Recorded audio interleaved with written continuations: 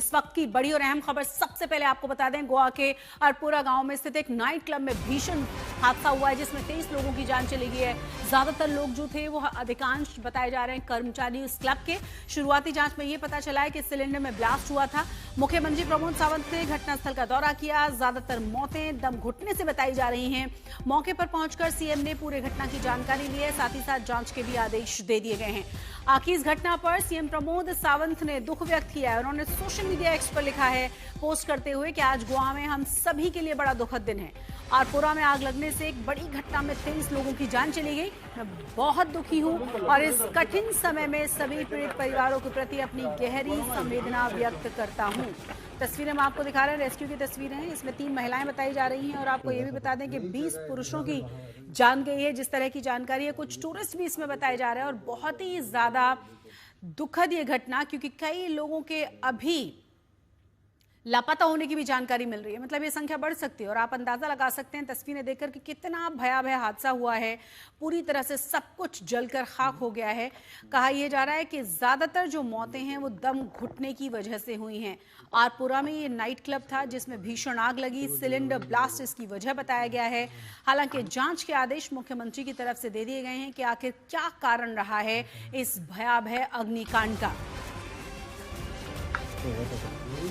और इस वक्त बड़ी और अहम खबर भी आपको बता दें, प्रधानमंत्री नरेंद्र मोदी की तरफ से भी इस हादसे पर दुख जताया गया है। जानकारी मिल रही है कि पूरी जांच के आदेश दे दिए गए हैं। कार्रवाई तुरंत की गई थी। 23 लोगों ने जान गंवाई है और प्रधानमंत्री मोदी की तरफ से भी इस हादसे पर दुख जताया गया है। जो लोग झुलस गए हैं, घायल हुए हैं, उनके जल्दी स्वस्थ होने की कामना की गई है। रात को ही प्रमोद सावंत जो कि मुख्यमंत्री हैं गोवा के, उन्होंने दौरा किया। जांच के आदेश तुरंत ही दे दिए गए थे।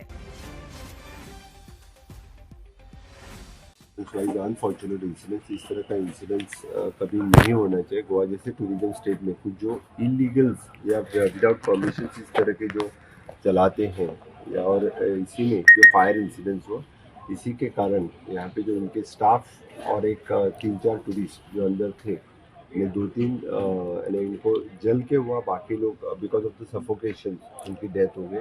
ऑल टुगेदर 23 लोगों की डेथ हो चुकी है।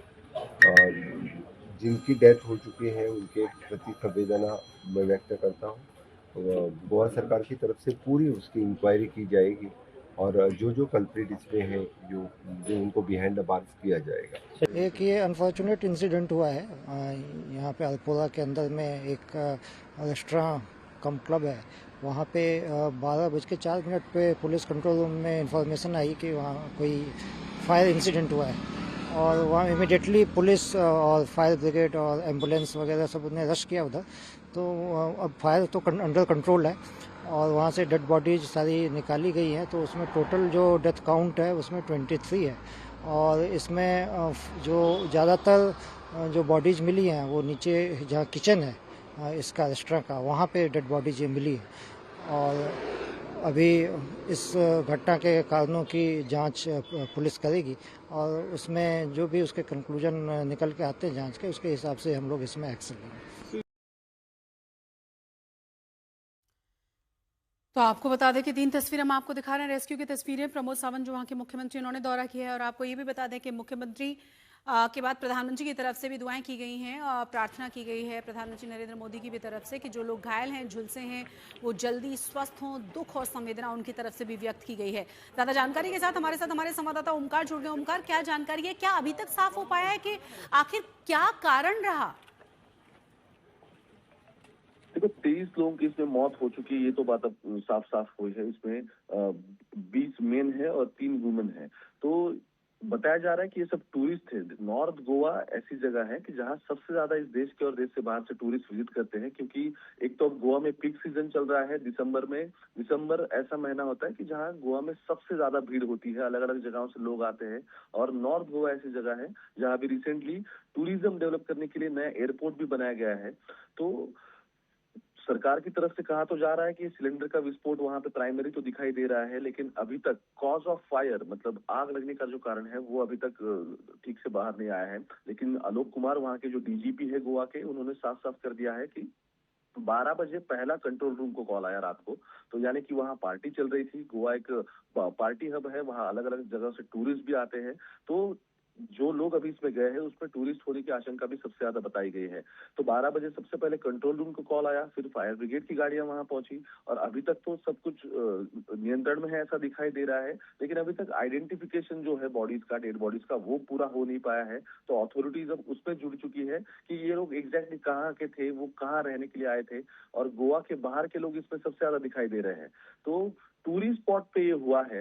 जैसे अभी मैं कह रहा था कि नॉर्थ गोवा जहां सबसे ज्यादा टूरिस्ट आते हैं और गोवा की लगभग इकोनॉमी टूरिज्म पे चलती है और नॉर्थ गोवा उसमें सबसे ज्यादा कंट्रीब्यूट करता है। लेकिन अहमपूर्ण बात यह है, गोवा के मुख्यमंत्री हो या फिर वहां के अथॉरिटीज हो, उन्हें सबसे अहम पूर्ण चीज ये रखनी चाहिए कि वहाँ आने वाले टूरिस्ट की सेफ्टी क्या हो रही है। क्योंकि अब वो बोल रहे हैं कि हम फायर ऑडिट करेंगे और देखेंगे इसमें क्या जांच होगी तो आगे देखेंगे। लेकिन अगर पीक सीजन पे इस तरह का मैसेज जाता है, क्योंकि क्रिसमस गोवा में सबसे ज्यादा सेलिब्रेट किया जाता है, दिसंबर महीना पूरा भरा हुआ रहता है, उससे पहले मतलब पहले हफ्ते में ही दिसंबर के अगर इन तरह की चीजें होती है तो पूरे देश भर में नहीं, यानी कि पूरे वर्ल्ड में एक तरह का अलग मैसेज जाता है। ओंकार, ये वैसे भी बहुत ज्यादा बड़ा हादसा है। आप कह रहे हैं कि 30 की मौतें कंफर्म हो चुकी हैं, कुछ अभी भी लापता बताए जा रहे हैं। इसमें कुछ टूरिस्ट हैं, 20 पुरुष 3 महिलाएं, ज्यादातर स्टाफ के लोग बताए जा रहे हैं। लेकिन आप सोचिए कि कितना बड़ा ये अग्निकांड है जहां मदद तक नहीं मिल पाई और इतने सारे लोग जान गंवाते चले गए।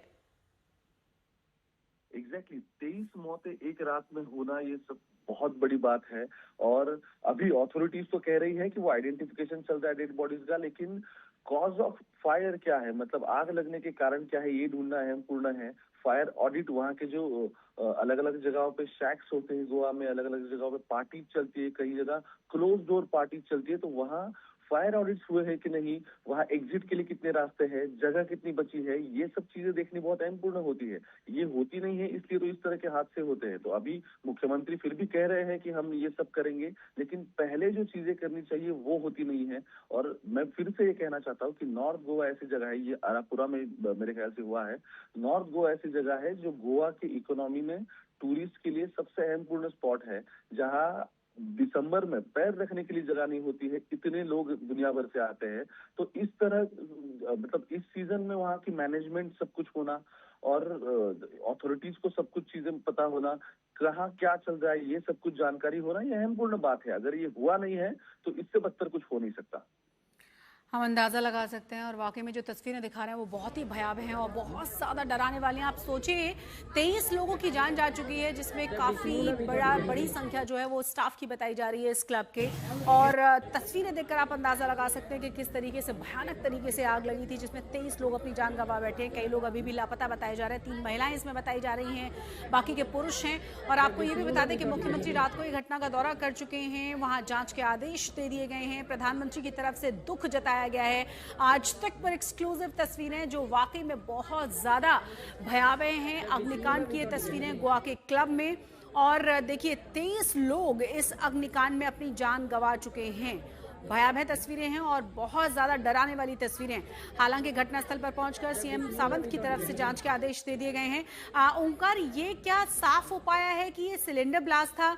एक और चीज, अगर कोई चश्मदीद हो या आसपास के लोग हो, आखिर बच निकलने में लोग कामयाब क्यों नहीं हो पाए? वजह क्या रही इतनी मौतों की? या पूरी तरह से कुछ ही देर में इस आग ने सब कुछ अपनी चपेट में ले लिया था?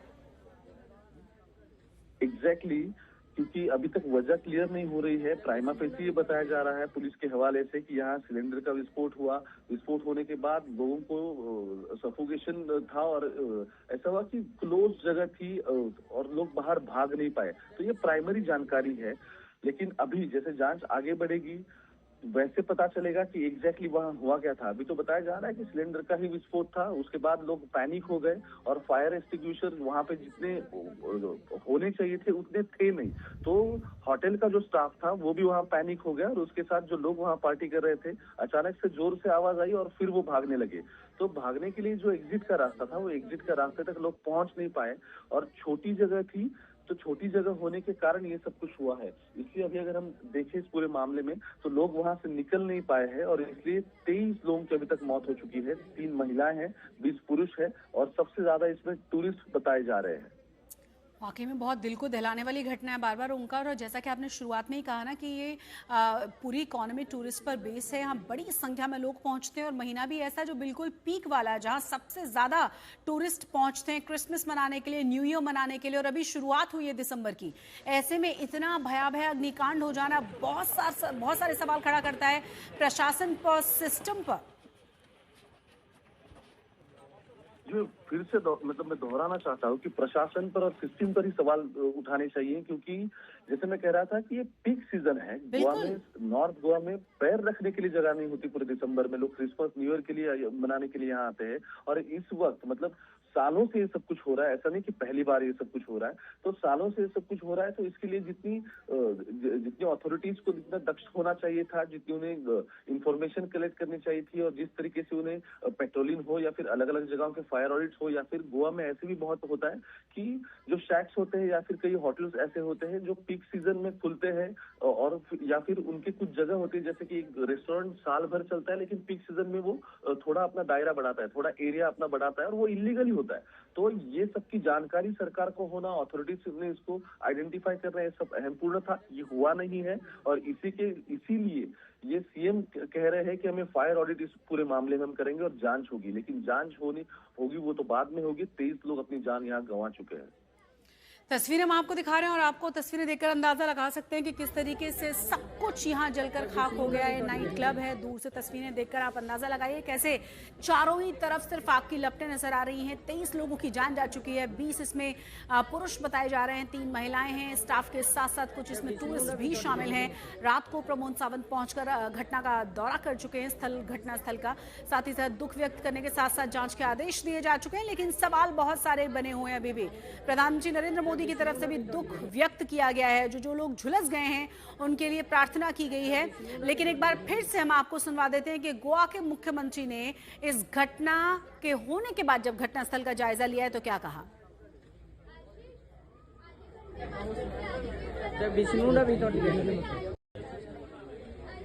अनफॉर्चुनेट इंसिडेंट्स, इस तरह का इंसिडेंट्स कभी नहीं होना चाहिए। गोवा जैसे टूरिज्म स्टेट में कुछ जो इलीगल्स या विदाउट परमिशन इस तरह के जो चलाते हैं, या और इसी में जो फायर इंसिडेंट्स हुआ, इसी के कारण यहाँ पे जो उनके स्टाफ और एक 3-4 टूरिस्ट जो अंदर थे, ये 2-3 इनको जल के हुआ, बाकी लोग बिकॉज ऑफ द सफोकेशन उनकी डेथ हो गई।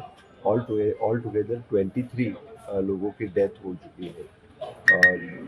जिनकी डेथ हो चुकी है उनके प्रति संवेदना मैं व्यक्त करता हूँ।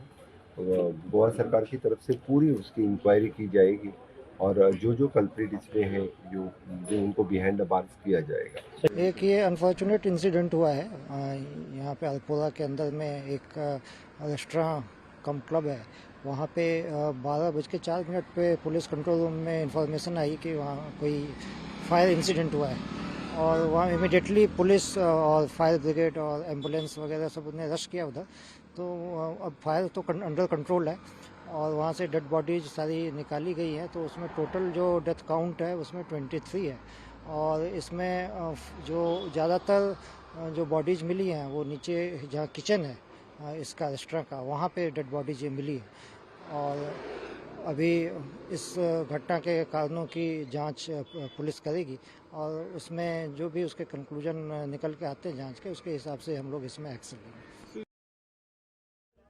तो आप अंदाजा लगा सकते हैं कि किस तरीके से इतने सारे लोगों ने जान गंवाई है। नाइट क्लब, काफी फेमस नाइट क्लब बताया जा रहा है गोवा का, और आप तस्वीरें जो हैं वो बयां करने के लिए काफी है। जिस वक्त आग लगी थी, कितनी भयानक आग थी जिसने 23 लोगों को अपने आगोश में ले लिया है। कई लोग बुरी तरह से झुलस गए, लेकिन सवाल बहुत सारे बने हुए हैं कि आखिर इन मौतों का जिम्मेदार कौन।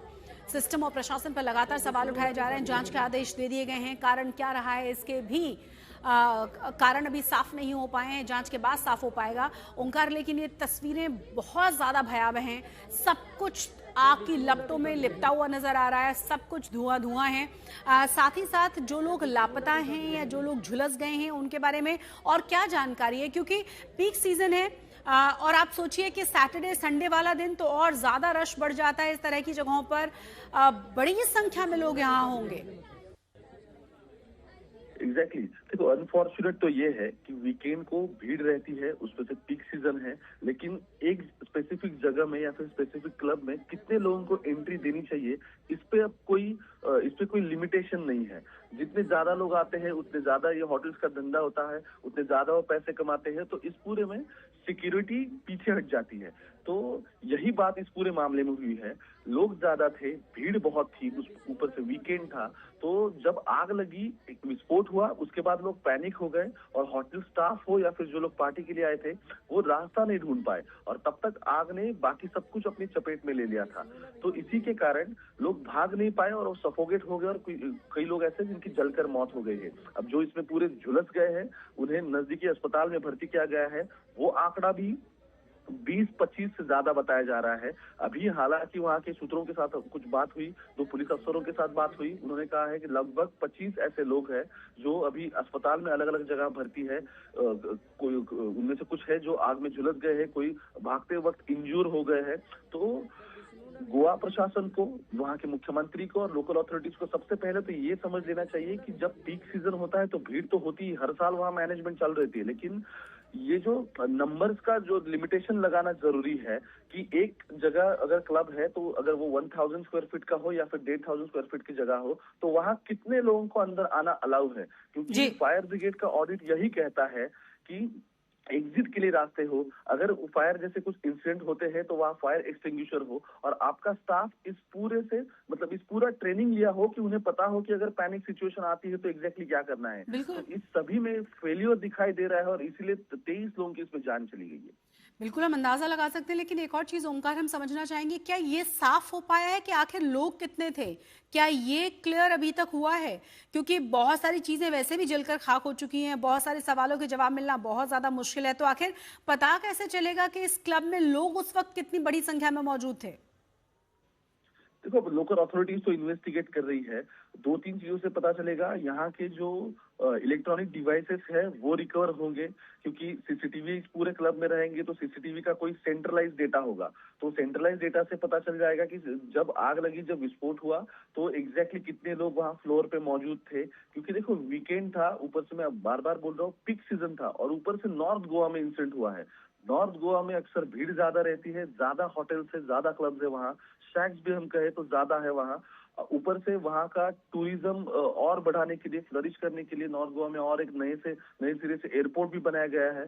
तो इसकी वजह से भीड़ ज्यादा हो रही है। गोवा सरकार ने कनेक्टिविटी तो बनाई है, लेकिन सिक्योरिटी का क्या, ये सवाल अभी तक बरकरार है। बहुत बहुत शुक्रिया इस तमाम जानकारी के लिए आपका।